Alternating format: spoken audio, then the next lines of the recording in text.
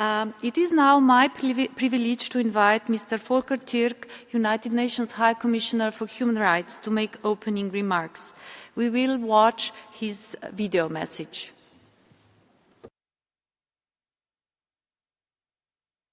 Excellencies, Madam Vice President, distinguished participants. In a world gripped by complex crises, a humble and straightforward solution has always been in front of us: education. Education is a long-term investment and one with ample returns. Since it was recognized as a fundamental human right, it has transformed our world. By filling classrooms, we have filled our hospitals, our factories, and fields with skills and knowledge. Education also advances other rights and freedoms. It lifts people out of poverty. It empowers them to engage in civic life, to recognize discrimination, and to hold leaders accountable. It nurtures creative thinking and innovation. Education is the best investment in our economy. Over the past 45 years, it has helped reduce extreme poverty by 40%. Every dollar invested in education can generate $10 to $15 in economic growth in developing countries. Closing gender gaps in education and the workforce can boost GDP by 23%. Education is also the best investment in our security. It offers solutions that violence can never deliver. Research shows that education, especially human rights education, builds social cohesion and prevents conflict. Distinguished participants, despite its promise, education is under attack. In Gaza, over 90% of schools have been damaged or destroyed.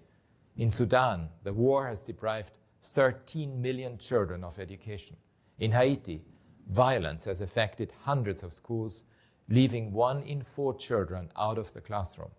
In Ukraine, my office has documented over 1,600 attacks on schools. In Afghanistan, more than 90% of 10-year-olds are unable to read a simple text. Close to 80% of young Afghan women are excluded from education, employment, and training. And nearly half of refugee children worldwide are out of school. Discrimination and bullying in schools, often targeting minorities, are rampant. For example, in Europe, 70% of 15 to 17-year-olds identifying as LGBTIQ+ report harassment at school.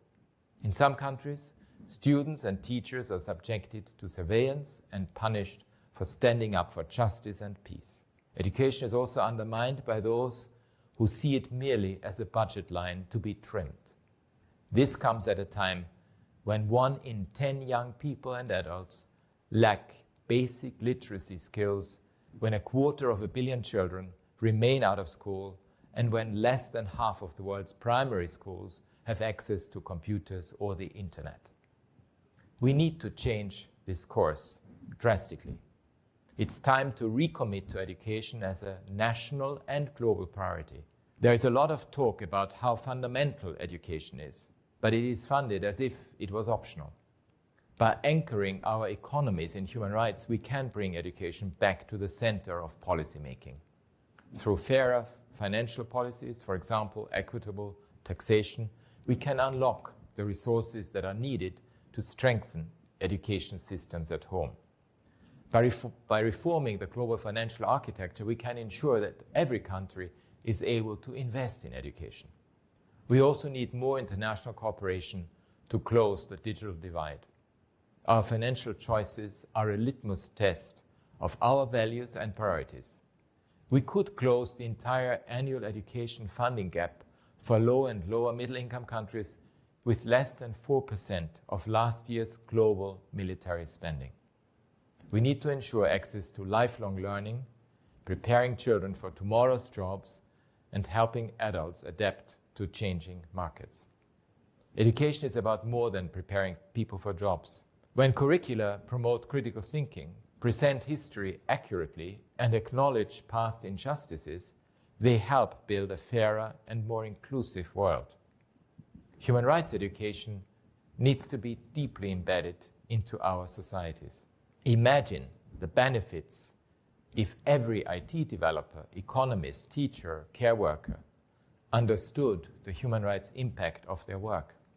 I call on every member state to share next year, at the 63rd session of the Human Rights Council, their strategy to ensure their people learn about human rights throughout their lives.